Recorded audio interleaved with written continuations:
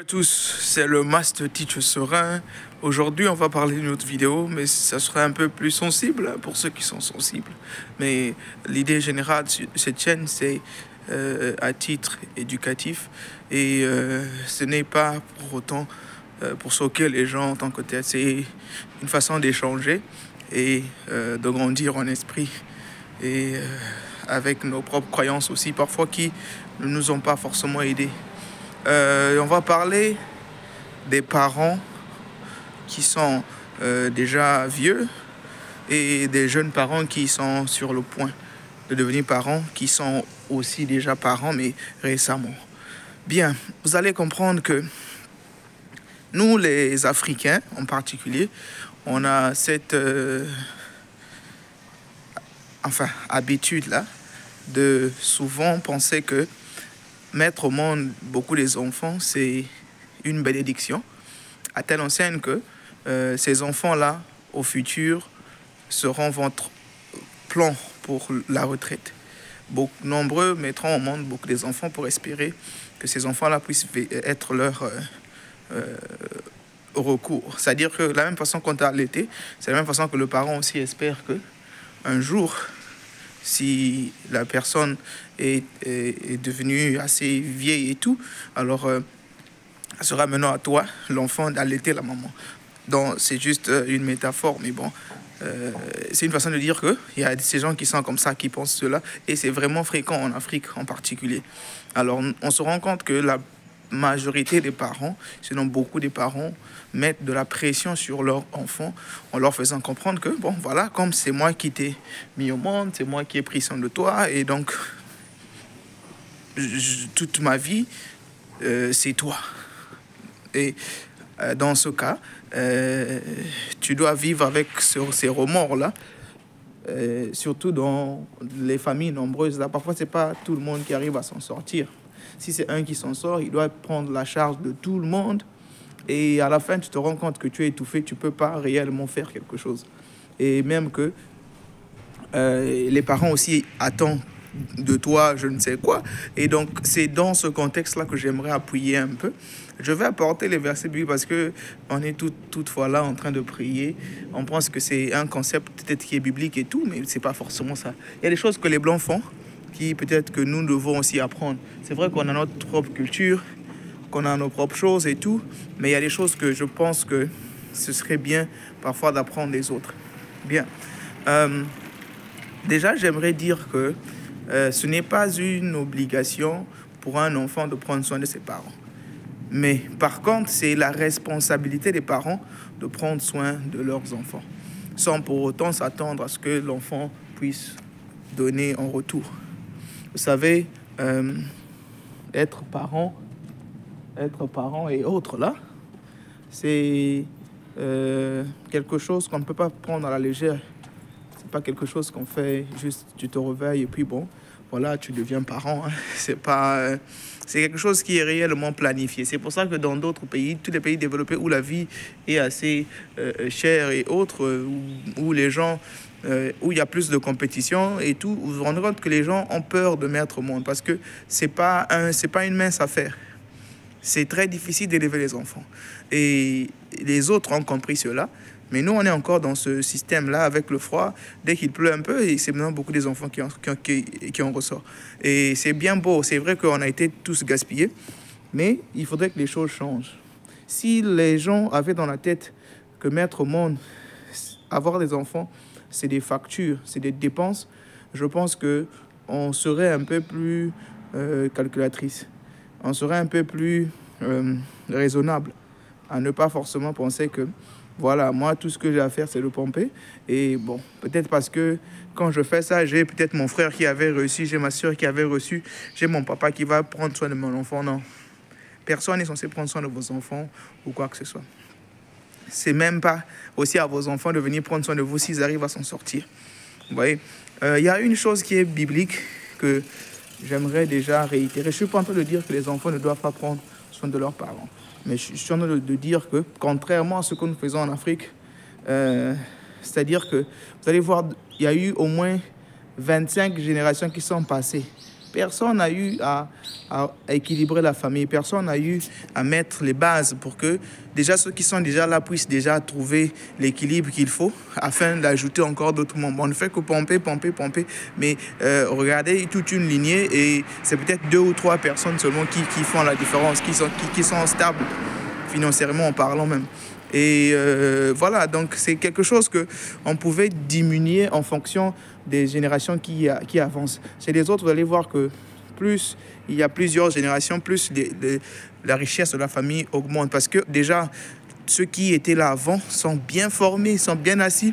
Ceux qui viennent après, ils héritent de ceux qui sont venus avant.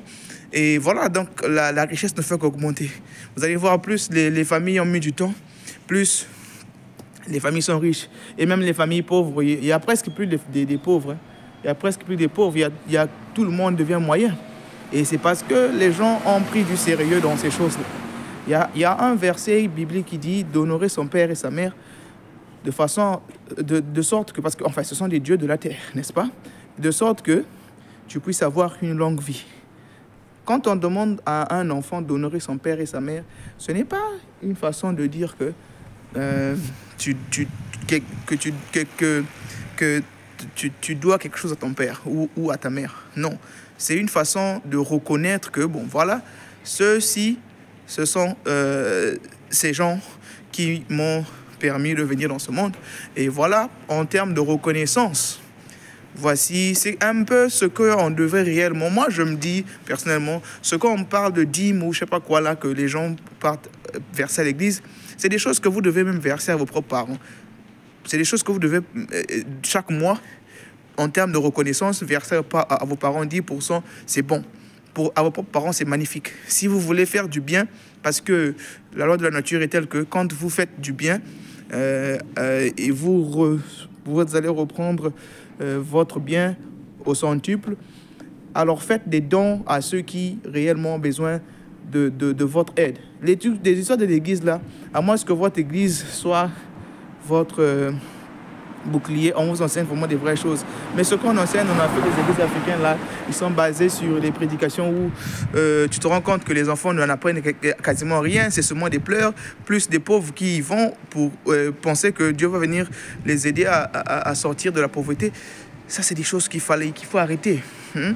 Donc, ce que je voulais dire, c'est quoi? C'est que les parents, les nouveaux parents, ne soyons pas comme moi-même, je suis parent et je suis en train de prendre les mêmes pas, mais au moins, on va essayer de recadrer un peu. Les nouveaux parents, ne soyons pas dans ce système-là de penser que les enfants viennent ici au monde parce que ils vont venir nous mettre à l'aise demain. On s'en fout. Vous allez voir qu'il y a des parents même qui n'ont plus de vie parce qu'ils se disent que l'enfant, c'est tout. Les enfants vont grandir. Si vous mettez au monde très tôt, 20 ans après, les enfants ont grandi, les enfants vont vous quitter. Mais si vous n'avez plus de vie, vous devenez une charge pour les enfants. Et vous devez vivre avec vos enfants, vous devez devenir... Mais c'est encore mieux d'avoir son petit quelque chose. Si vous êtes bien préparé votre retraite, mais vous allez même vous isoler quelque part avec votre femme si vous êtes encore ensemble. Vous voyez, et pourquoi toujours finir comme un poids pour les enfants? Parce que c'est ça aussi, hein? C'est parce que c'était mal calculé. C'est vrai qu'il y a des événements qui arrivent où vous tombez malade et autres, mais la majorité des parents ont en tête qu'ils vont mal finir pour que leurs enfants puissent les prendre en charge. Parce qu'ils n'ont rien préparé déjà pour leur propre retraite. Et pomper les enfants, c'est ce qui vont mettre le poids sur les enfants pour que les enfants puissent grandir avec ce stress-là de penser que comme moi j'étais mis au monde et tout, et donc je dois rembourser ou bien je dois faire je sais pas comment là pour que les parents puissent être heureux et puis bon voilà. Non, vous n'êtes pas obligé de les rendre heureux, non. C'est à eux de vous rendre heureux et c'est à vous de rendre heureux vos enfants. Vous devez préparer ça pour vos enfants. Non seulement ça, on a mal assimilé la notion de parents et enfants. Moi, je crois bien que si vous lisez bien la Bible, Dieu a donné tout à ses enfants, a donné tout à Jésus, a donné tout à tout ce qui est son enfant. Mais c'est pas parce qu'il s'attendait à recevoir quelque chose de lui, pour ceux qui vont à l'église. C'est parce que son amour est infini pour son enfant. Et il a planifié tout pour que son enfant soit successful. Vous savez, en fait, il y a nos parents qui disent que non, la vie est compliquée. Mais la vie est compliquée. Comment vous avez fait pour avoir 8 enfants? Comment vous avez fait pour avoir 10 enfants? Vous dites que la vie est compliquée, que non. Vous pensez que c'est la magie de s'en sortir actuellement?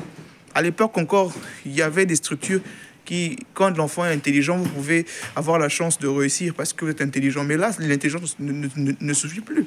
Il faut connaître quelqu'un qui connaît quelqu'un. Non seulement ça, il faut aussi apprendre un peu à se débrouiller. Il faut connaître un peu de tout. Donc, bien de choses à vous. C'était le Master Teacher Serein.